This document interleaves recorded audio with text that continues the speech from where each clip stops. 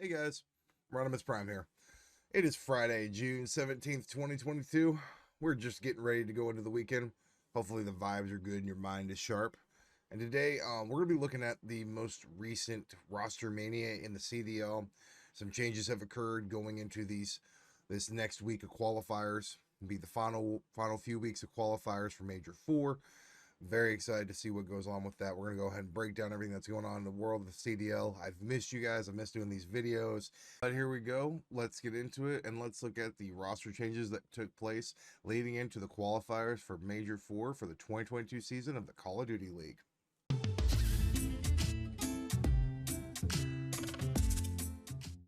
We had a nice little 10-day period here where there wasn't a lot going on in the CDL, but that doesn't mean in terms of qualifiers and matches that there wasn't a lot going on. So first of all, I got to give it up to Pierce Gunless.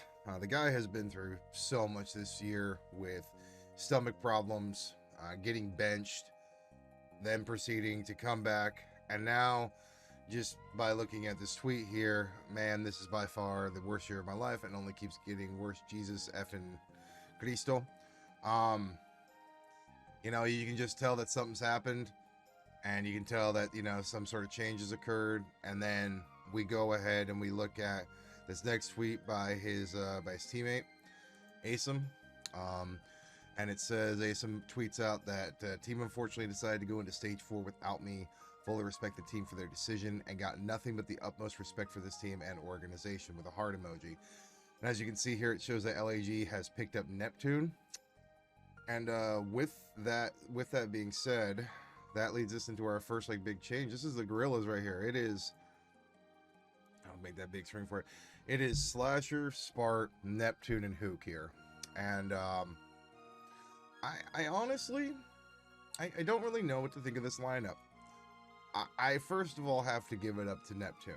The guy has been playing phenomenal in challengers, constantly dropping 2.0 KDs, trying to make it back. They play the New York Subliners the first week of qualifiers for Major 4. So that's an opportunity for him to get some revenge on his old team. And that's a big deal in my book for him as a player. We'll see how this roster is. Spart's young, he's hungry. You've got the veteran leadership of Slasher, who's won a title before. You've got Hook, who's also kind of a veteran in the scene. Neptune's semi-veteran. You got Spart, who's the young gun. I mean, this team on paper could be good, but you don't know what they're going to do. Really, we'll only be able to tell on land. Qualifiers won't tell us too much, but land will definitely tell us a little bit. That's what's going on with the Gorillas. Kind of a crazy situation involving them. This is their new 4. It'll be interesting how this goes forward in Major 4. But with that being said, that brings us to the Florida Mutineers. They have actually benched Vivid, and they have officially benched Dave Patty. So right now they're trialing multiple people. And the word around, I guess, CDL Intel is that Asim is potentially one that they're targeting here as a potential replacement. And then the other one would be Major Maniac. So your 4 for the Mutineers then would be Skies, Awakening, Major Maniac, and Asim. And that foursome, I don't really know how to feel about. This is another team that you don't know how they're going to play together, but you're hopeful because these teams need to have something occur. We're in these final few weeks where every point matters. The standings are only going to get tougher, and they're only going to get closer, and you only have so many more games that you can get points off of. And Florida has to secure their spot. So I can understand why they made a change. I understand why LAG made a change. I think LAG is in the 8th spot with 125 points and haven't gained a single point since they won that major, I think. So it'll be interesting to see what Major Maniac and Asim do if that is their eventual lineup. And yeah, that's definitely intriguing. So we'll see how that plays out. And then Paris Legion, going to be known as Vegas Legion in 2023. They really can't do anything for the opportunity to make it to Worlds. So the next 5 weeks in the major are basically their last shots to have this season mean anything. As such, what's gone on is CDL Intel has stated, where is it? That John has joined a challenger team with Yeez, Hamza, and Rex.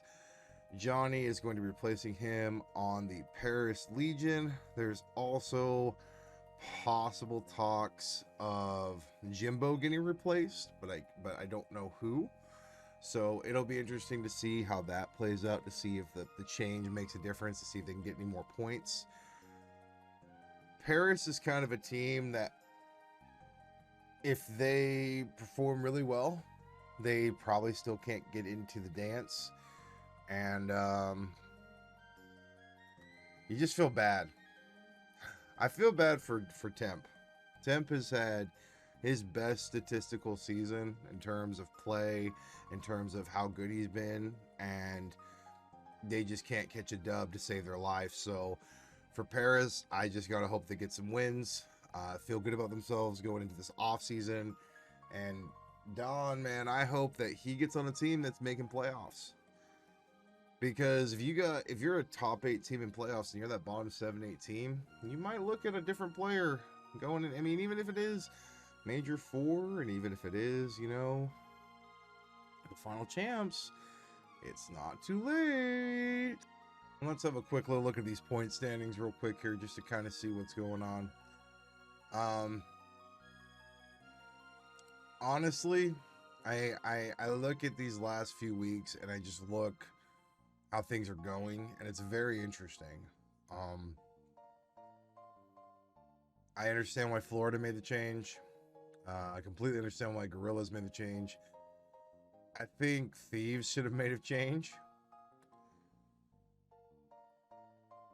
And, you really can't say too much more. The other teams look all right. Boston, I don't know what to say about them.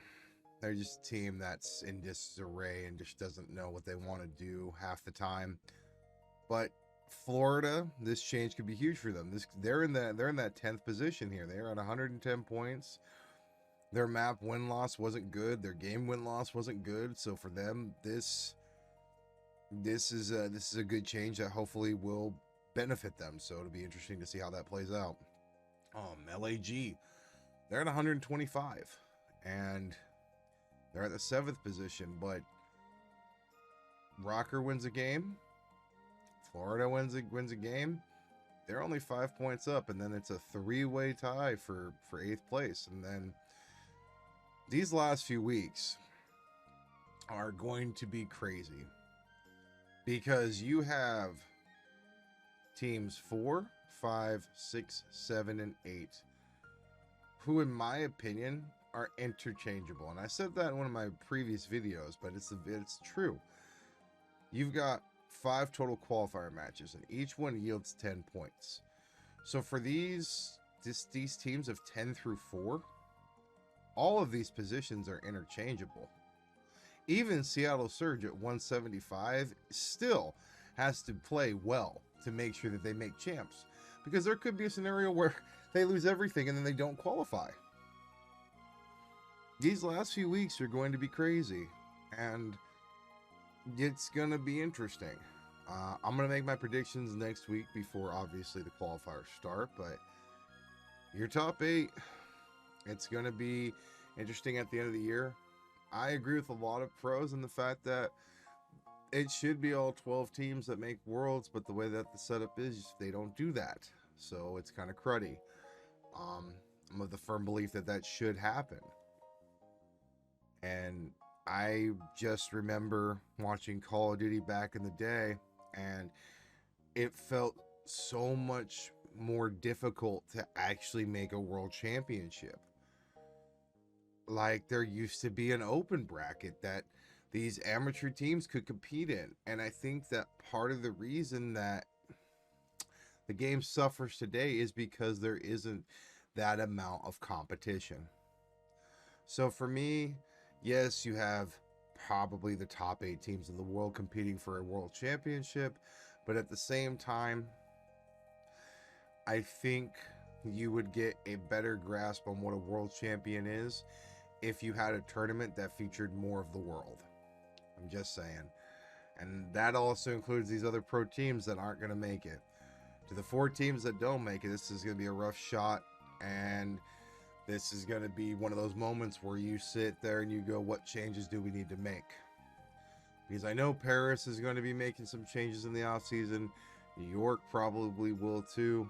And whoever's in that bottom 2 spots, if they've been a roster that's been together since the previous game, they probably won't be together in the next game. So it's going to be very interesting. I'm excited to start next week's weeks of qualifiers. I think they're going to be good. Each team gets 5 matches. Those 5 matches will then determine seeding and determine our places for the Major 4, which takes place July 14th through the 17th in New York. It's going to be a very, very good tournament. Very excited, and I'm looking forward to it. But yeah, guys, it's kind of like the RosterMania shakeup that I saw in the world of Call of Duty. But alright, that's going to do it for me. Thank you so much for watching. As always, the opinions stated in this video are my own, so you don't gotta agree with them. Heck, you don't gotta even like them. But I appreciate you sitting through the entirety of the video. Before you go, you do me just one more small favor. If you could please like the video and subscribe, I would really, really appreciate that. And as always, I will see you on Monday.